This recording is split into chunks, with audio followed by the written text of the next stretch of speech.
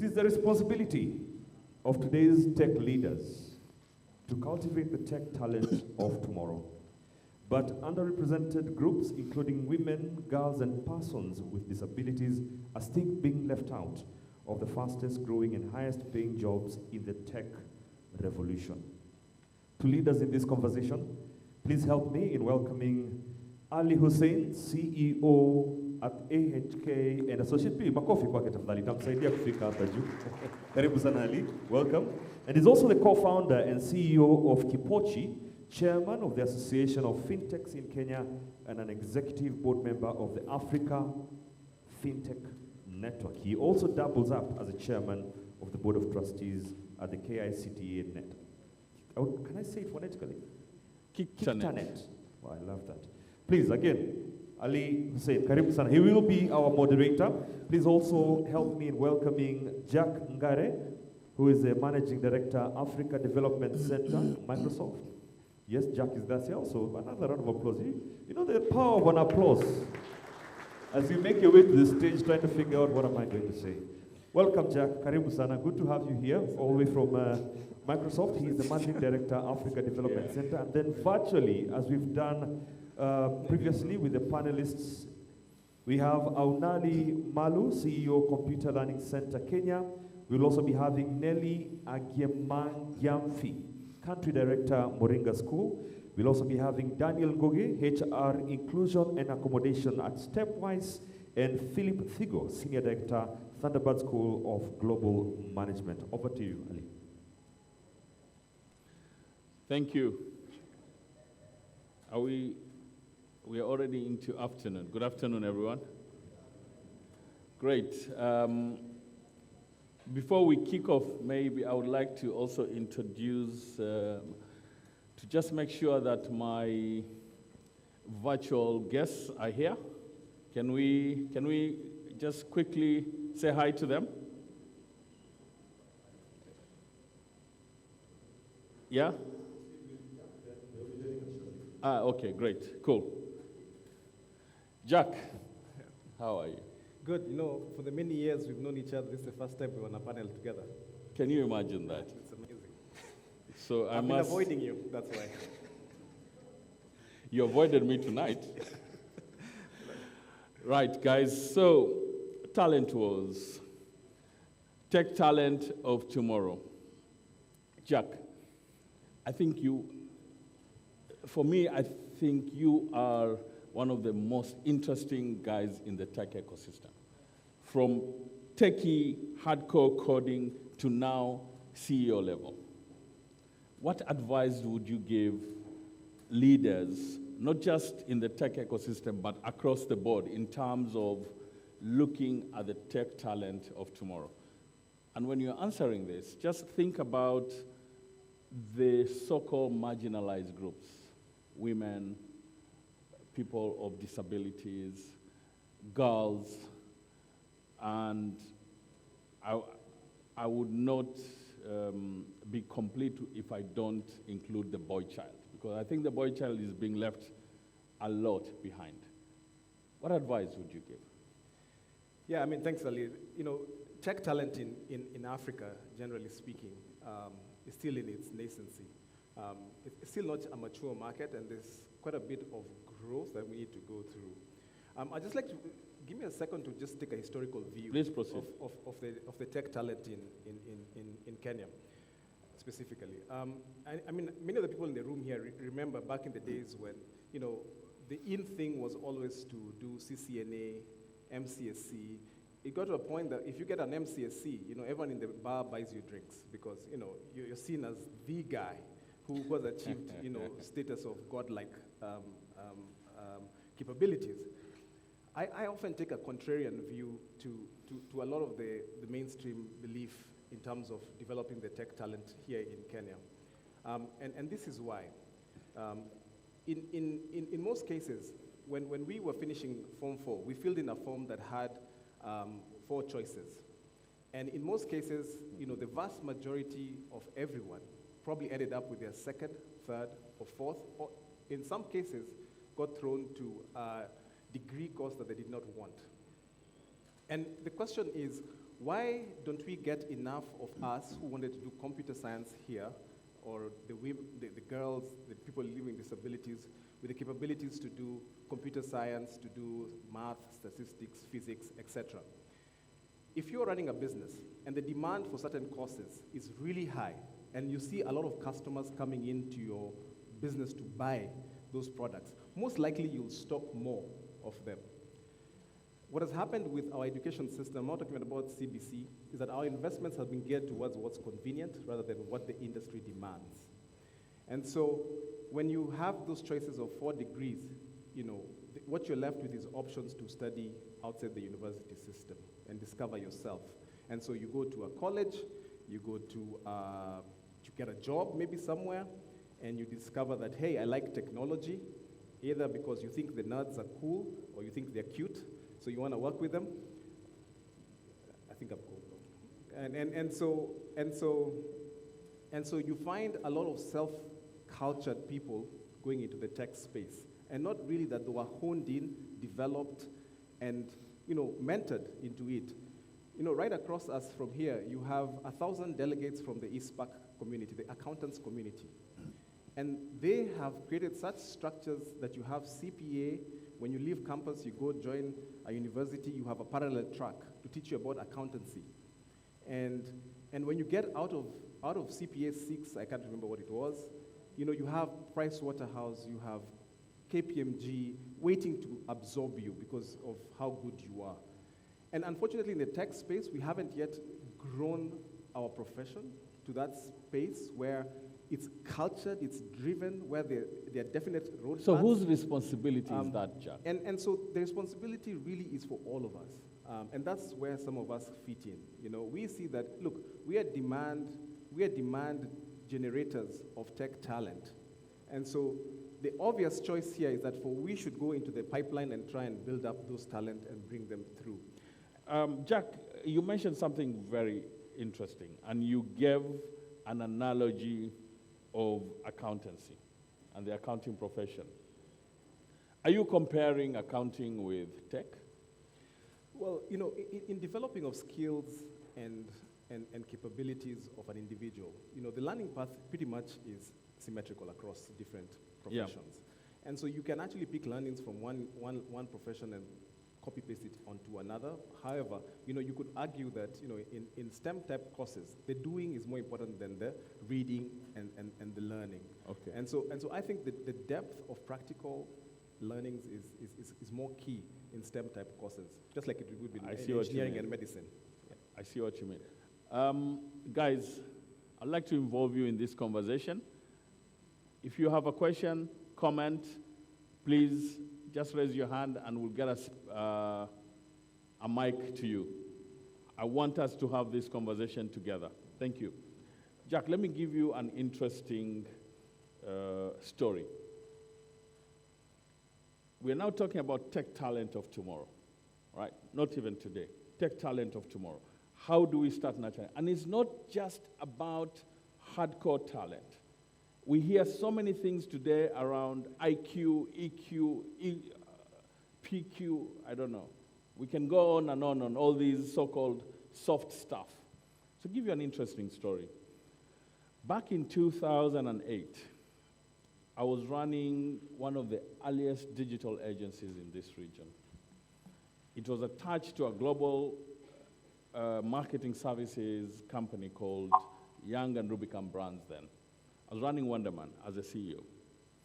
And we recruited one of the most interesting guys from a tech perspective. Full stack developer then were very, very difficult to get. Guy comes, interviewed, really, he killed it. So we invited him for the second interview and the third interview, and he got the job. The first day of coming in to work, guess what? The young man turned up with his mother. I'm not kidding you guys. He turned up with his mother to work. And the mother walks into my office without any ceremony, plonks herself on the visitor's chair, and says, "Hi, my name is so-and-so. I'm so-and-so's mother. I wanted to see where my son works. And I wanted to see who my son is going to be reporting to." You know, I was like, as my sons were sitting here somewhere, I would say, WTF. You know, but I was like, what do I do? I mean, it was completely new territory for some of us. But we had to roll with the punches. So, you know, I talked to the mother nicely. We had a nice conversation. I offered her a cup of tea. Fast forward to today, this young man, who I shall not mention his name, is a CTO at one of the leading companies in Africa. As leaders today, how are you engaging with your talent? Or is it all stick, stick, stick? Jack, you have how many engineers today that report to you at Microsoft ADC, Africa Development Center? So we're coming up to about 450. 450 engineers. Yeah. I'd just like to pick up from where you left off there, Ali, on the tech talent here. You know, let's look at the problem we're facing as Africa. India has a huge amount of talent in tech, and that's why we all go to do our developments. I mean, I'm sure the companies here do their developments either in India, in China, in Eastern Europe, or somewhere on those lines. Yet in Kenya, if you look at the Ministry of Education, they say every year 1.1 million kids sit for KCPE. Now after that, they drop off. So you get about 800,000 who sit for KCSE. But still, you could argue that there are probably about 1.2 million who turn 18 in this country every year. Where are they going? And that's the problem we just need to figure out how to solve. Where are these 1.2 million kids? All of us in this room have our brothers, our sisters, our cousins. When you go to your village, you find them. When you go to Nairobi, you find them. And on one hand, you have Microsoft, you have I'm sure Google, Amazon, Facebook are coming, because they know Africa is where the talent is going to be in the next 5 to 10 years. And you have local organizations here that also need talent in engineering. If you're a CIO here, I'm sure you can't get enough of developers. But because we are all chasing quarter on quarter, we don't see the long tail of investing in talent, because we need the impact now. And unfortunately, our boards don't listen to us when we say we're developing talent and they will be stars next year. That's an interesting thing that you just said, board. I'll hold on to that. Let me see if my panelists who are online can talk. Please say hi if you can hear me and we can hear you. Hi, Ali. Oh, phew, fantastic. Thank you. I'll shut up now. All right, good stuff. Thank you, guys. Let me go straight to Nelly, and I hope you guys will add us some time because of this. Nelly, hi. Sorry, we had a bit of a technical issue. Quick introduction and give us a 1 or 2 minute overview of this subject from your point of view. Yes, as mentioned, my name is Nelly. I'm the country director for Moringa School, which is a learning accelerator based in Nairobi, and we teach market-aligned tech courses, currently software development and data science, with a practical bent. I think someone mentioned something around that. In terms of the topic of cultivating the tech talent of tomorrow, I think one of the things that's very interesting is the discussion that was just happening around university, and sort of for those that can't go sort of the traditional route, what happens, right? And I think for us as a boot camp and sort of like a complementary, or you can think about an alternative education pathway for people who are interested in tech, I think that doubling down on sort of technical and vocational training is one of the key things, and then also representation being very important when you think about marginalized groups. And I'm happy to talk further about it as we continue the discussion. Thank you, Nelly. Daniel, you're up next. Thank you very much. Can you be able to hear me now? Yes, we can hear you clearly. Awesome. Awesome. Okay, so my name is Daniel Gogi. I'm the Inclusion and Accommodation Manager at Stepwise, family of companies. I make sure our company is inclusive in every facet of our operations and able to provide, support systems for persons with disabilities, women, and the youth. Just to add on the discussion that is so interesting, you mentioned about the mother coming to visit the son at the work. I don't know if you are aware of different types of disabilities. We have mobility challenges, guys who use crutches, wheelchairs. We have guys with visual impairment. I'm talking about the blind, and we have guys who are deaf, who are not able to hear. And then another very marginalized community that we always ignore is the mental disability. And most of these guys need a lot of support. And one of the things that you will come to learn is they always have a parent working with them. I'll give an example of a person with autism. So these guys, when they are very, very good when they get enough skills, when they get educated, and when a person, when a company does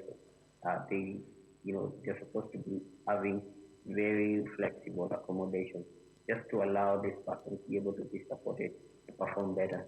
And I think that is the main culture where we focus on who our employees were coming in, what sort of support do they need, what accommodations do we provide to them through our education system. Do they have accessible learning systems? Are they able to access information? Our office rotations, is it accessible?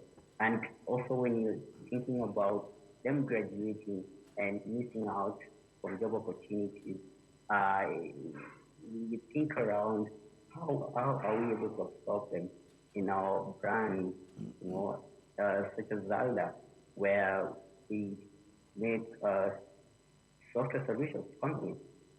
And one of the things we have done really well is giving priorities to these communities so that they can be able to actually be successful in their life. Because one of the last stages in life is getting employment and you're able to pursue your dreams. Yes. Thank you. Thank you so much, Daniel. Onali, over to you. Yeah. I hope you're still with us. Thanks, Ali. Thank you very much. Thanks, Ali. Thank you very much. My name is Onali Mal. I'm a director of Computer Learning Center based in Nairobi. We've been a training institution for the last. I have been in tech for the last 40 years. So being a mzee, I've actually seen the transformation of technology from mainframes.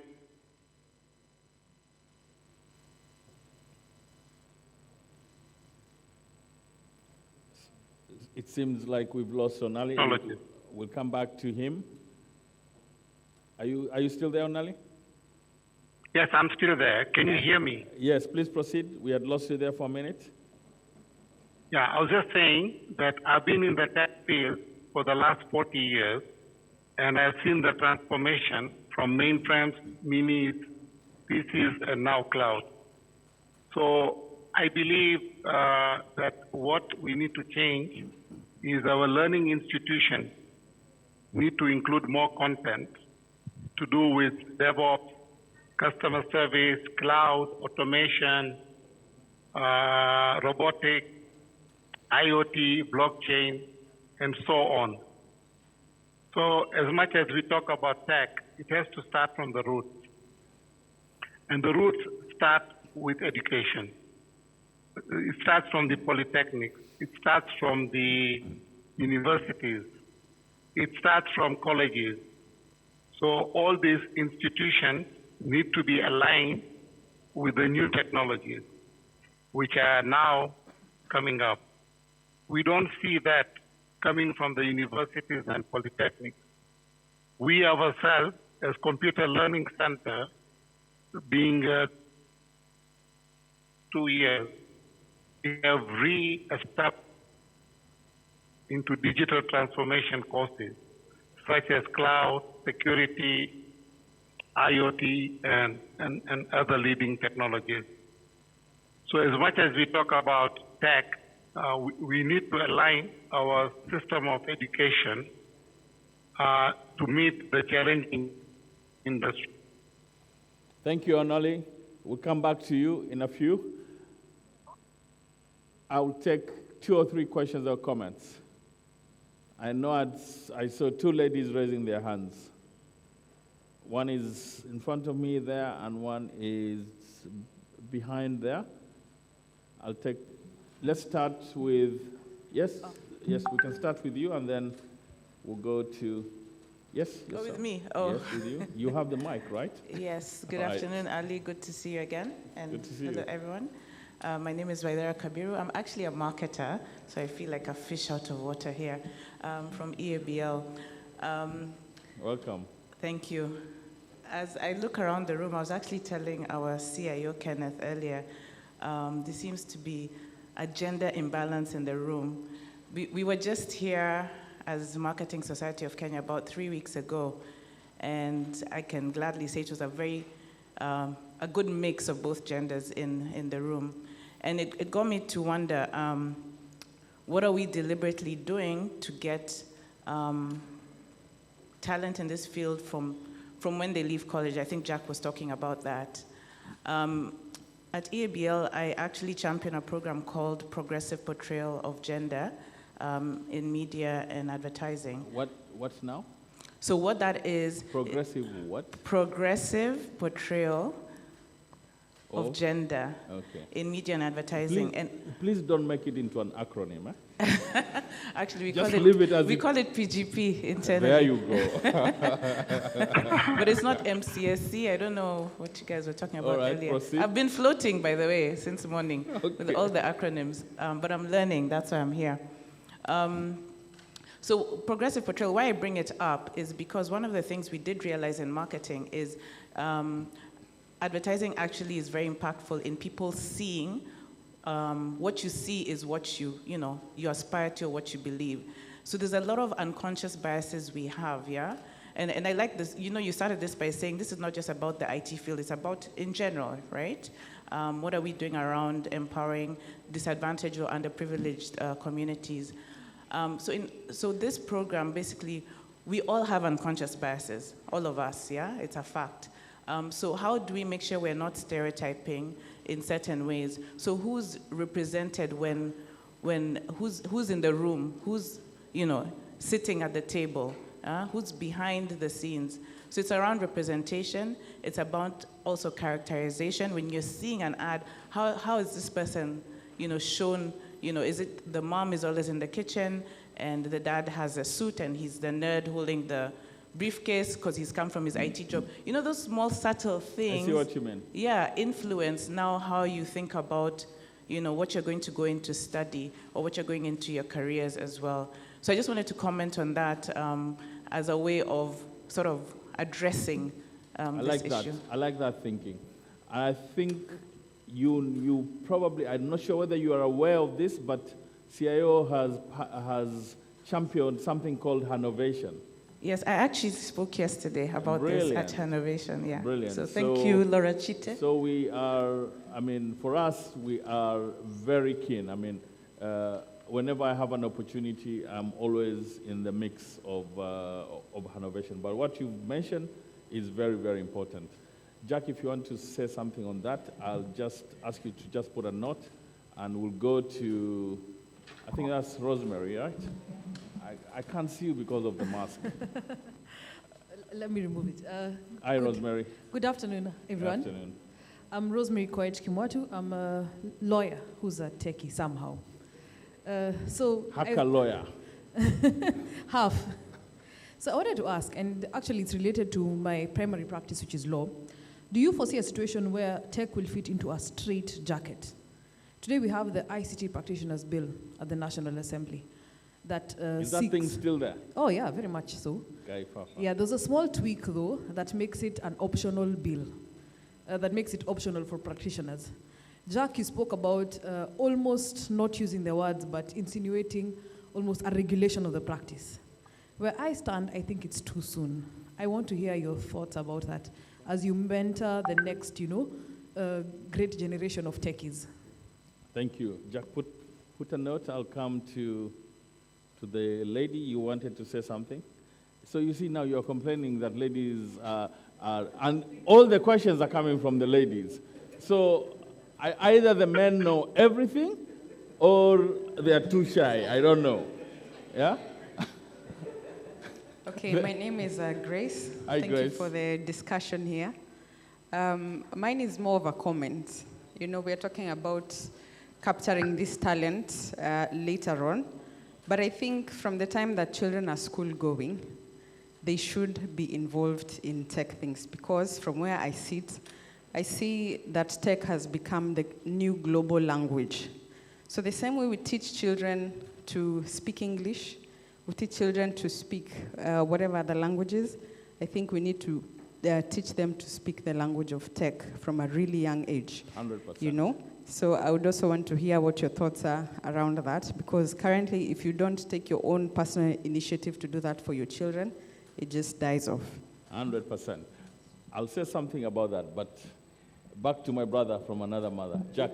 Yeah, I mean, so you're spot on. Women are really underrepresented in many sectors in Africa and throughout the world. The average, I think it's public knowledge, the average in the tech sector in the global big 6 companies of women is something in the ranges of 22% vis-a-vis males. In Kenya, we like to look at it from a data perspective. If you want more women into the tech sector, or even any STEM course, you have to, as she said, hit them early. You need to empower them from a young age. We checked out a couple of high schools across Kenya, about 50 of them. Out of the 50 schools, 70% of them, the STEM educations are underfunded or just simply don't have enough teachers who are qualified to teach those courses. And so you can guess where those girls are going to end up. They're going to end up into other courses that are not necessarily geared towards STEM. And so even if we address on the university side, our pipeline is still not enough to boost the whole pipeline that we want to achieve. So what do? You have to go backwards. And so back to my point about quarter results, we have to invest for the long term and say we'll start for 5 years from now, these are the people we're going to hire into our organizations. And that's the only way to do it. Not industry-based seminars, those are great, but hit them from early. The second thing is on Rosemary's question about regulation. Absolutely not. I mean, you simply can't, in any field, regulation is usually there for ensuring things such as, you don't abuse the power that you've been bestowed upon yourself. So in tech, we definitely have regulation already. We have data privacy laws. We have those sort of things to govern the practice of that. Doctors have things like the Hippocratic Oath to govern what they do, but there's no really regulation in terms of how their method of teaching is supposed to be governed or where they should learn it, only that they should sit certain exams if they want to qualify. Now in tech, because it's so dispersed and the innovation is all over, and you can actually sit in your bedroom like our founder and come up with a $2 trillion company, you can't hold them back. What you can do, however, is build structures in place for the people who can't self-study at home in their bedroom or in their garages or don't have the capabilities. Give them the equipment to get to that aspirational level by making sure that you provide the facilities. And that's all, I mean, for us, we're advocating a lot, especially in our education sector, that you have to give people the empowerment to achieve what they want to achieve. Thank you, Jack. Let me add onto that regulation thing. It used to be that 3 things were a given in life. You're born, you work and pay your taxes, and at some point in your life, you die. But in between these, you must add the 4th one, regulation. How do we, as individuals and organizations, operate in this new dispensation? Because my sense is that because of what's going on in the world, policymakers and regulators are not just trying to catch up, but they're trying to move forward. The onus is on us to tell them, go through it. Because if you are trying to regulate an industry that hasn't even really reached, forget even maturity, it has not even gotten to its teenage years, you're going to stunt its growth. I know we have very little time, so I want to go back to my online panelists and just 1 minute closing statements. Just 1 minute because of time. Let's start with Nelly. Sure. I hope you can hear me. We can hear you, Nelly. Nice. I think for me, one of the key things that I do want us to take away is the conversation around representation, especially when it comes to under marginalized groups, right? And representation is important, not only in media, but also when you think about education in the classroom, right? So what is the gender balance of the teachers that are teaching? So for example, at Moringa School, 30% of our teachers are female. You need to be able to see people that look like you. I think that also, as we think about, especially when we think about women, you need to create the right environment to encourage them to get into tech, right? The idea of tech being sort of like this industry where you're working late nights, whatnot, and we know in society that women bear a lot of the burden of care. We need to sort of start to demystify that and create environments that are friendly for inclusion, right? That allow people to then be like, okay, yes, this is something that I can actually see myself doing. I can see myself pursuing a career in this that fits in with the life that I have. So just very quickly, I'll sort of put it there that it's an ecosystem problem. Yes, media, but then also as we think about the nature of tech in itself, and then also who is teaching, who are they seeing in these fields. Yeah. Thanks. Thank you, Nelly. Let's go to Daniel. Daniel, 1 minute, please keep it within 1 minute. Yes, Ali, thank you very much. We are talking about disparity in inclusion, men, persons with disabilities, and I know companies will be quick to say we'll have policies in place to support all this, but I think also goes beyond that in terms of the attitude and the approach. And one of the best practices that the Poets has adopted is, leveraging on partnerships. So we have the Poets Foundation that, does fundraising for underserved communities to get scholarships to an academic institution that is the Lego Academy. And then we have Zalda, where these students are able, when they graduate, having gotten the market-driven skills, get absorbed for Zalda, where Zalda is basically innovating solutions to companies. And also we have the point that, of course, supports businesses and provides outsourcing services. So it's a whole ecosystem that you have to look at and see how best can we approach it from a policy perspective, from a partnership perspective, where you have companies can come on board, organizations that can come on board and provide the expertise for you to walk in that journey. And also remember, once these people are given that platform, they are empowered, they are able to reach the full potential, and actually this translates to positive revenue for the companies. And just to, as an overview, there's a survey done by Harvard Business Review that found that 70% of respondents do not feel the effect of diversity policies without a commitment from leadership to enact change. And there's also a research that has been done by Accenture, in 2018 that says, companies that succeed in incorporating candidates with disabilities have seen 28% improvement. So there's also the positive side of all this. But if we have challenges, we have to see what are the best approaches we can have to actually move forward. Thank you, Daniel. Thank you, much appreciated. Onali, keep it under 1 minute, thanks, please. Ali. Can you hear me? We can hear you clearly. Okay, thanks, Ali.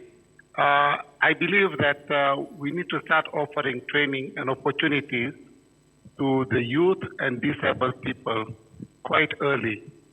Because if you look at the population of Kenya, more than 60% is youth. So we need to give them opportunities very early. And as my friend Daniel mentioned, I think we need to also look at disabled persons, and we need to give them internship so that they can come into the next generation of tech job. Because currently, I think our learning method are just, you need to excel in your education to be able to get a good tech job.